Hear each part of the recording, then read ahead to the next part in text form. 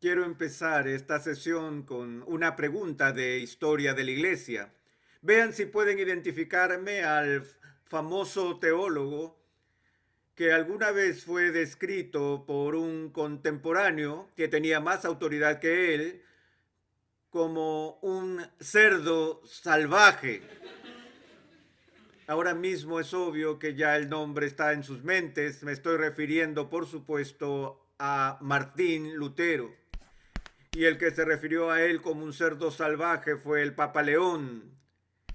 En la bula papal con la que se excomulgó a Lutero, el nombre de la bula era Exurge Domine, la cual se tomó de las primeras líneas de la siguiente declaración papal que fue enviada desde el Vaticano, y el texto empieza con lo siguiente: levántense, oh señores, defiendan su causa, pues, como continúa el Papa diciendo, hay un jabalí suelto que anda en la viña.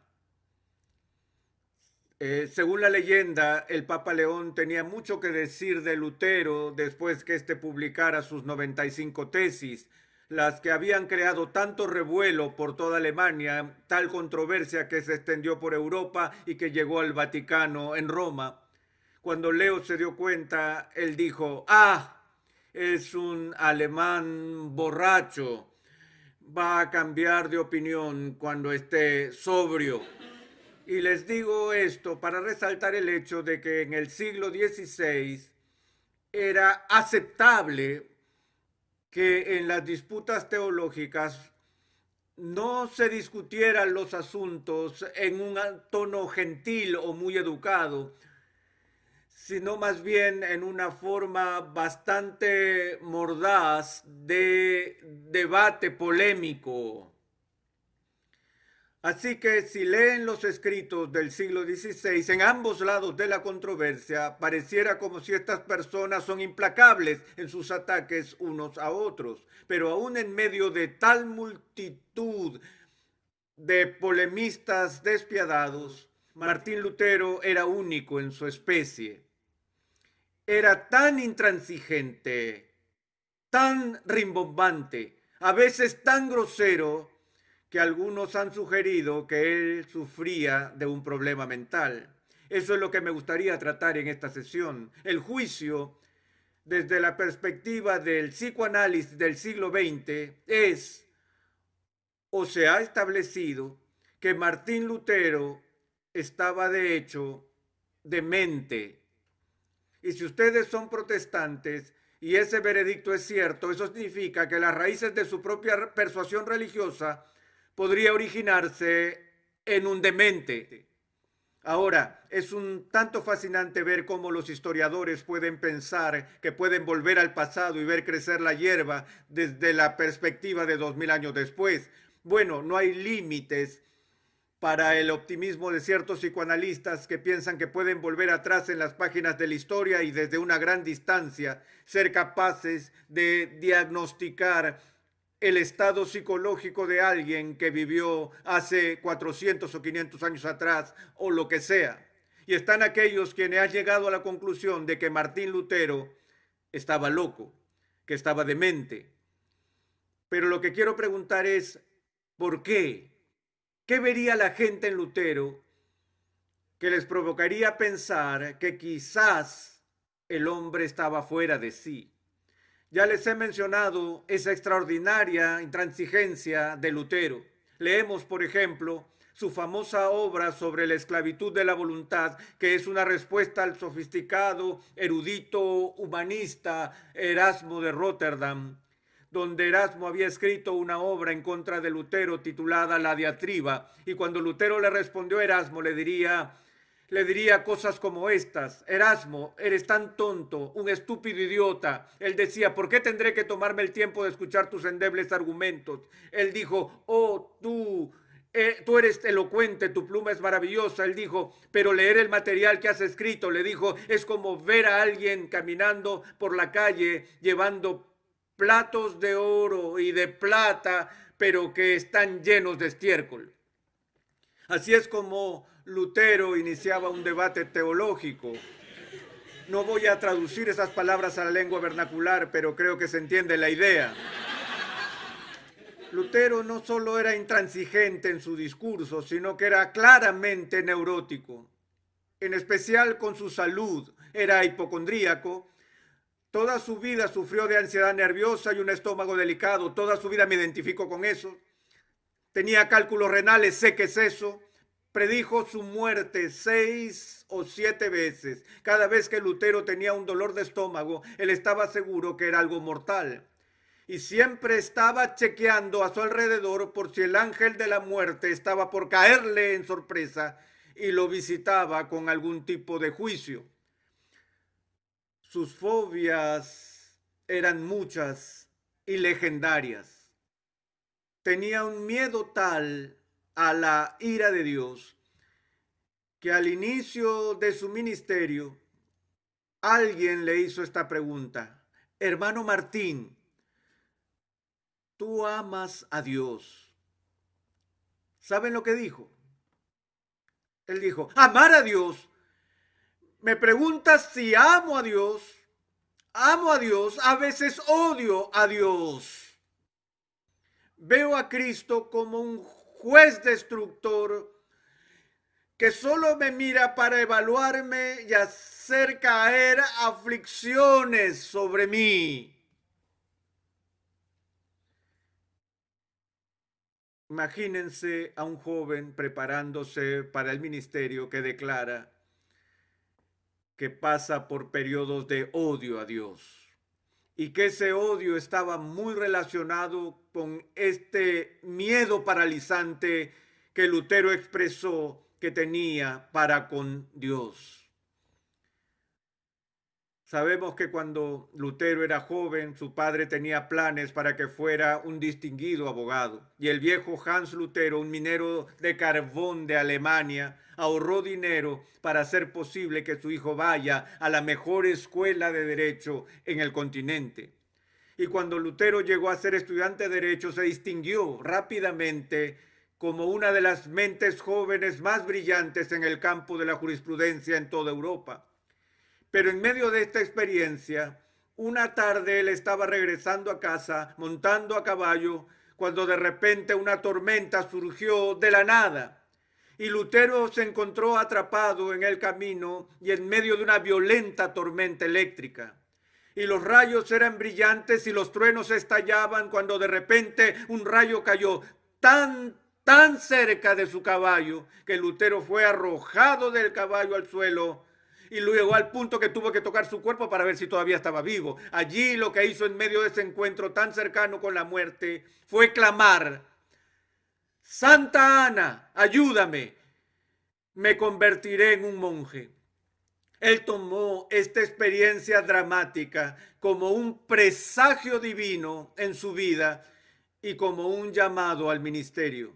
Así que, para total decepción de su padre, Lutero abandonó la escuela de derecho y se incorporó a un monasterio donde empezó su entrenamiento para ser un sacerdote.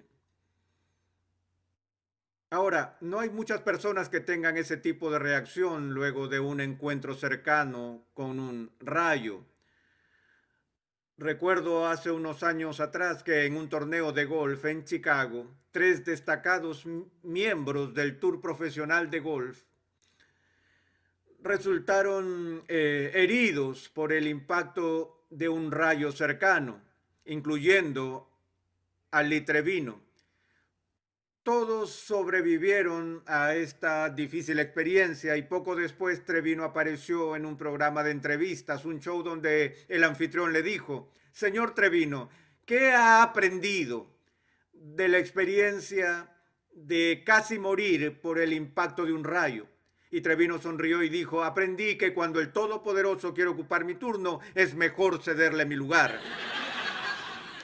Y Trevino siguió diciendo: también he aprendido a tomar precauciones cada vez que esté cerca de una tormenta eléctrica. El anfitrión dijo: ¿y qué es lo que haría? Dijo: si veo un rayo, inmediatamente saco mi palo, hierro uno y camino por el campo sosteniéndolo en el aire. Y él dijo, ¿por qué tendría que alzar un palo en el aire? ¿Es como un pararrayos? No, no, no, no, no, no, no. Es que ni siquiera Dios podría darle ese palo.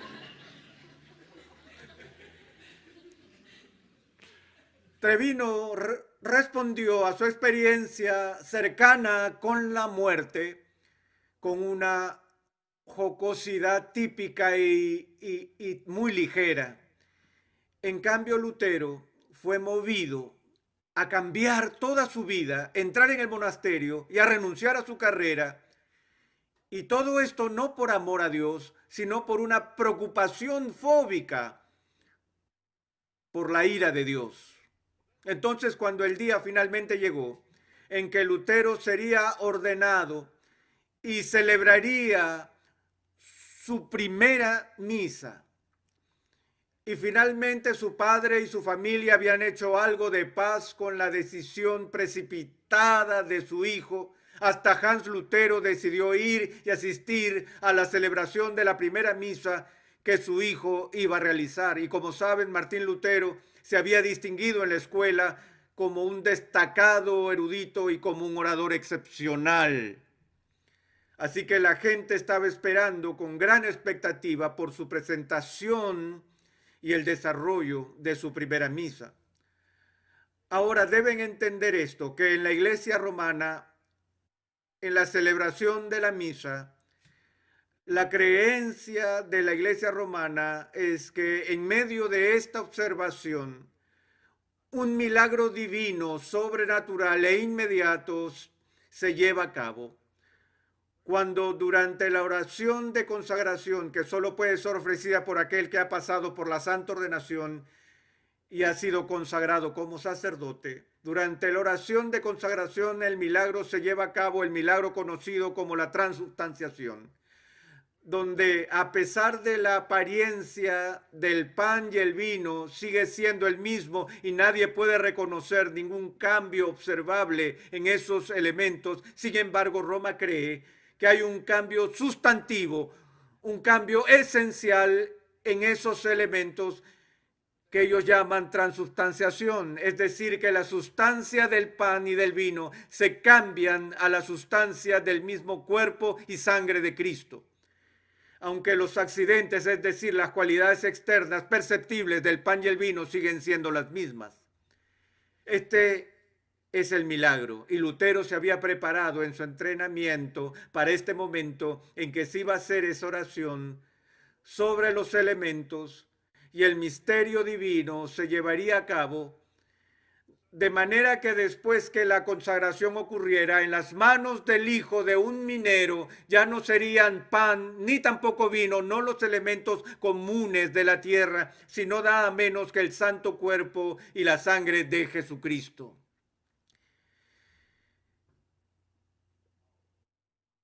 Y así llegó el momento en la misa en que se pronunciaría la oración y todos esperaban que Lutero dijera las palabras de la consagración. Y llegó al punto de la misa y este hombre que era tan arrogante, sumamente capaz para hablar en público, se acercó a ese momento y de repente quedó paralizado. Comenzó a temblar, su boca abierta, sus labios moviéndose, pero no salieron palabras. Es como si la gente sentada en la congregación tratara de sacarle las palabras de su boca y su padre escondió la cara de vergüenza al ver que su hijo no podía, ni siquiera podía realizar la simple celebración de la misa que él había aprendido de memoria 1,000 veces.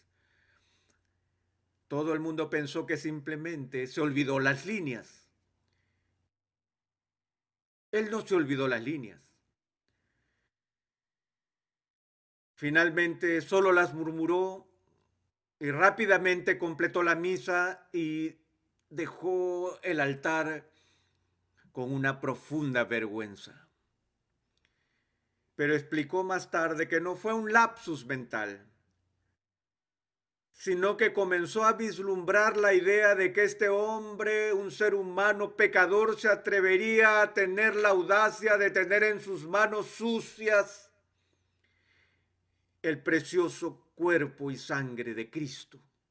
Y Lutero estaba tan sobrecogido con su indignidad que quedó paralizado en ese momento. Hay otras historias acerca de Lutero que indican el carácter extraordinario de su comportamiento. Recordemos que después que la reforma había empezado y surgió una disputa entre los calvinistas y los luteranos acerca de la celebración de la Cena del Señor, y había todo el deseo para alcanzar un acuerdo entre estas dos grandes fuerzas del protestantismo, y se encontraron en un muy importante simposio donde discutieron sus diferencias.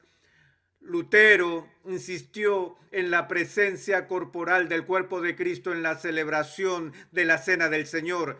Y él simplemente apretó el puño y comenzó a golpear la mesa una y otra vez. Hoc est corpus meum. Hoc est corpus meum. Como Nikita Khrushchev lo hizo en las Naciones Unidas hace décadas cuando tomó su zapato y comenzó a golpear la mesa para llamar la atención. Lutero no debatiría, él no discutiría, solo siguió diciendo una y otra vez, este es mi cuerpo. Era un tipo extraño. Dicen que quizás lo que más indicaría su demencia es el aparente compromiso con la megalomanía.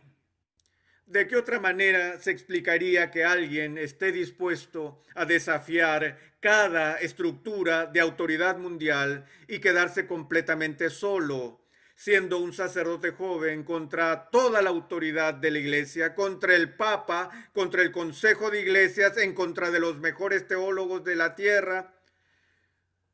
Bueno, él pasó a través de todos esos debates en Leipzig. Tuvo un debate con Martin Eck, él debatió con el cardenal Cayetano, fue y se metió en problemas con el Papa, y ahora finalmente toda la discusión llega a su clímax cuando Lutero es invitado a la dieta imperial de Worms. Y en Worms, Lutero fue llevado a juicio y se le pedirá que se retracte de sus escritos. Y sería juzgado no solo ante las autoridades eclesiásticas, sino también ante las autoridades seculares.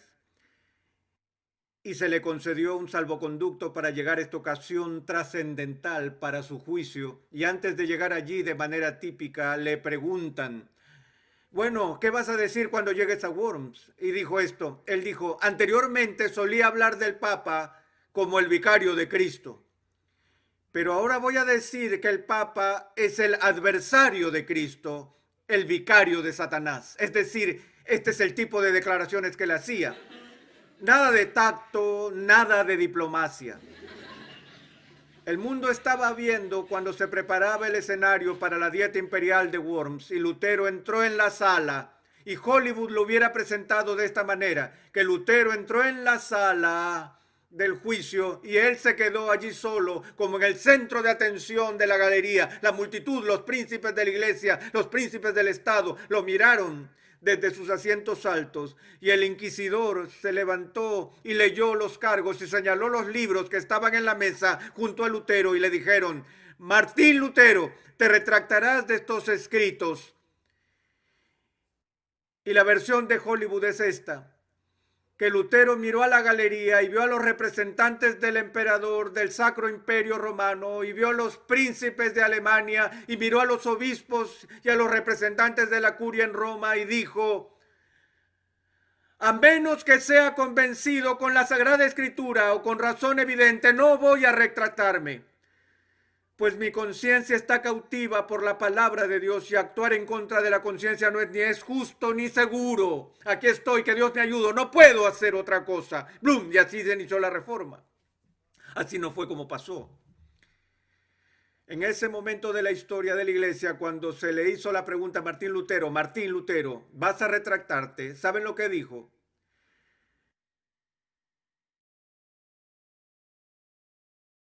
Él contestó la pregunta y nadie en la sala pudo oír lo que había dicho. Ellos dijeron, ¿qué dijo? ¿Qué dijo?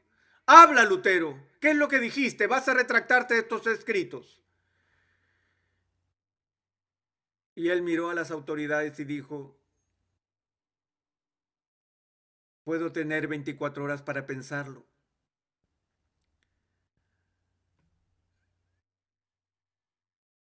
No sabía si estaba en lo correcto y se le concedió el tiempo adicional y se retiró a su celda a orar en privado y meditar, y escribió una oración esa noche que ha sobrevivido hasta hoy, y me gustaría leerles una porción de esa oración para que puedan tener una idea de la angustia del alma que Martín Lutero soportó la noche antes del veredicto final. Para Lutero, este fue un Getsemaní privado. Y oró así: oh Dios, todopoderoso Dios y eterno, cuán espantoso es el mundo. Mira cómo su boca se abre para tragarme y cuán pequeña es mi fe en ti. Oh, la debilidad de la carne y el poder de Satanás. Si tengo que depender de cualquier fortaleza de este mundo, todo ha terminado. Las campanas han sonado, la sentencia ha sido promulgada. Oh Dios, oh tú, Dios mío, ayúdame contra toda la sabiduría de este mundo. Hazlo, te lo suplico. Tú deberías hacer esto con tu gran poder. Porque la labor no es mía, sino tuya. Yo no tengo nada que hacer, no tengo nada por lo cual contender con estos grandes hombres del mundo. Yo gustosamente pasaría mis días en felicidad y paz, pero la causa es tuya y es justa y eterna. Oh Señor, ayuda, oh fiel e inmutable Dios. No me apoyo en hombres, sería vano. Todo lo que es del hombre se tambalea. Todo lo que procede del hombre debe fallar. Dios mío, ¿acaso no me oyes? Dios mío, ¿acaso no vives más? No, tú no puedes morir, tú no haces más que esconderte. Tú me has elegido para esta labor, yo lo sé. Por tanto, Dios, cumple tu propia voluntad y no me abandones por amor de tu amado Hijo Jesucristo, mi defensa, mi escudo, mi fortaleza. Y continúa de la misma manera. A la mañana siguiente, cuando Lutero regresó a la sala en la dieta de Worms, y de nuevo el inquisidor le hizo la pregunta, él dijo: hermano Martín, ¿se retractará ahora de estas enseñanzas?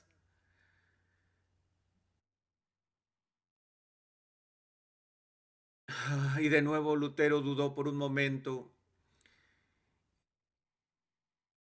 Y él dijo: a no ser que sea convencido por las sagradas escrituras o por razón evidente, ¿no ven que no puedo retractarme? Mi conciencia está cautiva por la palabra de Dios. Y actuar en contra de la conciencia no es justo, no es seguro. Aquí estoy.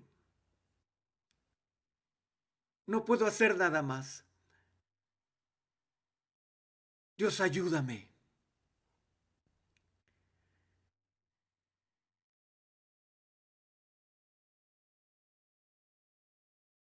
Megalomanía,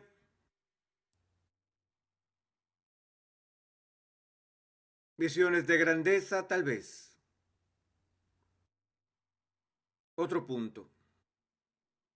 De hecho, el aspecto de la vida de Lutero que realmente hace que se piense que estaba loco se remonta a sus años en el monasterio.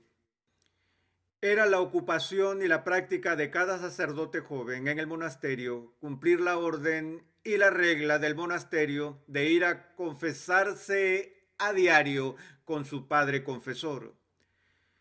Y como una cuestión de rutina, los otros hermanos entraban en el confesionario y decían: Padre, he pecado. Y escuché mi confesión. Él decía: bueno, ¿qué hiciste? Bueno, anoche después de apagar las luces usé una vela y leí unos 3 capítulos adicionales de los Salmos cuando no debía. O ayer por la tarde codicié la pierna de pollo del hermano Emanuel durante el almuerzo. ¿En cuántos problemas puedes meterte en un monasterio? Estos chicos iban a confesarse y el confesor les decía: diga tantas Ave Marías y haga estas penitencias, y los enviaba de vuelta a sus labores como monjes. Y entonces Lutero venía al confesionario, él diría: Padre, perdóname porque he pecado. Han pasado 24 horas desde mi última confesión. Y él comenzaría a recitar los pecados que había cometido en las últimas 24 horas. Y eso le tomaría no 5 minutos, ni 10 minutos, ni media hora o una hora, sino que había días tras días donde Lutero podía pasar en el confesionario recitando sus pecados del día anterior, y le podía tomar 2 horas o 3 horas o 4 horas, hasta el punto de volver locos a sus superiores en el monasterio. Y ellos se quejaron con él. Ellos dijeron: hermano Martín, deja esta preocupación por pecadillos. Si vas a confesar algo, que sea por un verdadero pecado. Pero todo lo que Lutero hacía eran esas cosas pequeñas que más bien empezó a verse como que le gusta holgazanear. Ellos dijeron: ¿qué es esto? ¿Te gusta pasar el tiempo en el confesionario ni no quieres hacer las tareas que se te asignan? Pero su confesor entendió que en Lutero no había otra cosa, sino que era honesto con eso. Y Lutero reveló más tarde que salía del confesionario después de 3 o 4 maratónicas horas, y él oiría las palabras del sacerdote: tus pecados te son perdonados, y él sentía tranquilidad y alegría mientras regresaba a su celda, hasta que de repente se acordaba de un pecado que había cometido, que se le olvidó confesar. Y todo el gozo y la paz se esfumaba. Eso es una locura, sí. En términos psiquiátricos modernos entendemos que se tienen mecanismos de defensa internos y normales para defenderse de las propias aflicciones culposas. Somos muy adeptos a negar la culpa o justificar la culpa como seres humanos. Dicen que a veces hay una línea delgada entre la locura y el genio, y que aquellos que son genios a veces cruzan de un lado a otro la línea. Yo sospecho que tal vez eso es lo que pasó con Lutero, porque la cosa que los psiquiatras pasan por alto sobre este hombre es esto: que antes de que Lutero haya estudiado teología, él ya se había distinguido con brillantez como estudiante de leyes.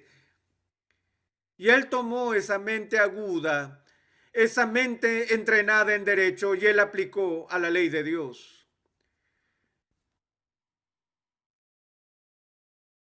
Entonces miraría la ley de Dios y sus demandas, la plenitud de las demandas de la perfección, y se analizaría a sí mismo a la luz de la santa ley de Dios, santa ley de Dios, y él no podía soportar los resultados. Continuó evaluándose, no comparándose a sí mismo con los demás seres humanos, sino mirando el estándar del carácter de Dios, de la justicia de Dios. Al verse a sí mismo tan horrible en comparación con la justicia de Dios, hizo que después de un tiempo comenzara a odiar toda la idea de la justicia de Dios. Entonces, una noche, mientras preparaba una conferencia como doctor en teología para enseñar a sus alumnos de la Universidad de Wittenberg sobre las doctrinas y las enseñanzas del apóstol Pablo en el libro de Romanos, mientras estaba leyendo el primer capítulo y leyendo también los comentarios y también un pasaje que Agustín había escrito siglos después, llegó a Romanos 1 y leyó estas palabras: porque la justicia de Dios se revela por fe, y el justo vivirá por la fe. Y de repente el concepto brotó en su cabeza. Lo que este pasaje estaba enseñando en Romanos es que se está discutiendo la justicia de Dios, no esa justicia por la que Dios mismo es justo, sino que estaba describiendo la justicia de Dios, que Dios provee para ti y para mí por pura gracia, libremente, a cualquier persona que pone su confianza en Cristo. Cualquiera que pone su confianza en Cristo recibe el abrigo y el amparo de la justicia de Cristo. Y Lutero dijo, esto entró en mi mente y me di cuenta por primera vez que mi justificación, que mi posición delante de Dios no se establece sobre la base de mi propia justicia desnuda, la que nunca estará a la altura de las demandas de Dios, sino que descansa única y completamente en la justicia de Jesucristo, a la que debo aferrarme en una fe confiada. Él dijo, y cuando comprendí que por primera vez en mi vida había entendido el Evangelio, y miré y vi que las puertas del paraíso se abrieron y yo las atravesé. Y es como que Lutero le dijo al mundo que desde ese día en adelante los papas y los consejos, las dietas y los reyes, el justo vivirá por la fe, la justificación por la fe sola. Dios es santo y yo no lo soy. Ese es el artículo sobre el cual la iglesia se mantiene o cae y no lo negocio con nadie. Porque es el evangelio. ¿Es esto locura? Damas y caballeros, si eso es una locura, yo oro para que Dios envíe un ejército de personas dementes como esas a este mundo. Que el evangelio no pueda ser eclipsado, que podamos entender que en la presencia de un Dios santo, que como nosotros que somos injustos podemos ser justificados, es por el hecho de que Dios en su santidad, sin negociar su santidad, nos ha ofrecido la santidad de su Hijo, como el amparo por nuestro pecado, que todo el que cree en Él no se pierda, mas tenga vida eterna. Ese es el evangelio por el que Lutero estaba preparado para morir. Oremos. Padre, te damos gracias por el testimonio de este demente, que entendió con cuánta desesperación necesitamos una justicia que no es la nuestra, para cubrir nuestra propia falta de justicia.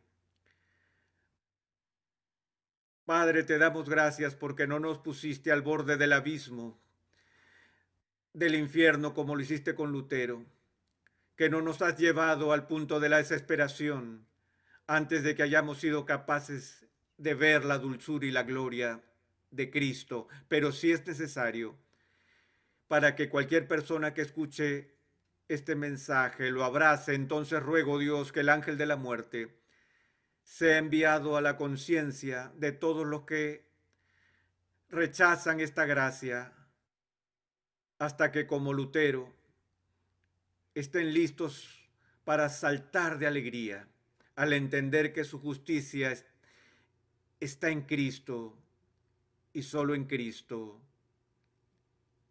Amén.